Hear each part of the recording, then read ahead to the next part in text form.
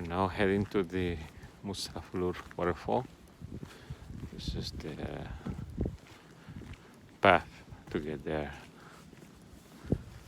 See there, Mykonos Island, where all the puffins live, not permanently, but for a long period in the year.